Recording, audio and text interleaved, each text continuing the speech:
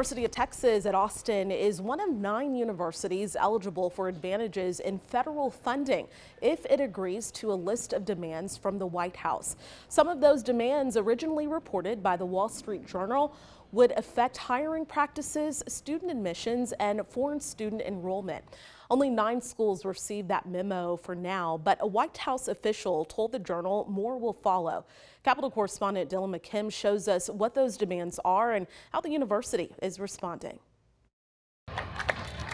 This group of students at the University of Texas at Austin are holding a vigil who are victims for immigrants who have been deported in ICE raids, a fact that has impacted minority students. We know these acts are inhumane. Now they're concerned about a new memo sent to their school from the White House. We summarily reject this compact. The compact says the university will earn priority when it comes to federal funding if it agrees to certain demands from the Trump administration. Those demands include disallowing DEI practices when it comes to hiring staff or admitting students, maintaining single-sex spaces in bathrooms and locker rooms, free tuition for students pursuing hard science programs if the university's endowment is larger than $2 billion, abolishing institutional units that belittle conservative ideas, and limiting undergraduate populations to have no more than 15% of students on foreign visas. If the university does not agree to this compact, they will not necessarily lose funding, but they won't have priority to important dollars. At UT Austin, it spends more than $1 billion on research.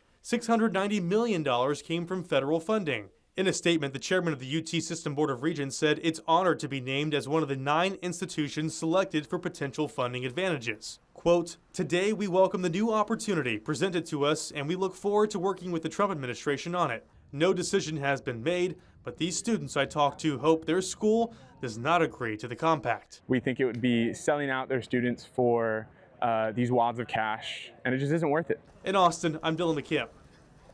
The Wall Street Journal also reported that the U.S. Secretary of Education attached a letter to that memo that says schools that agree with the compact will get multiple positive benefits.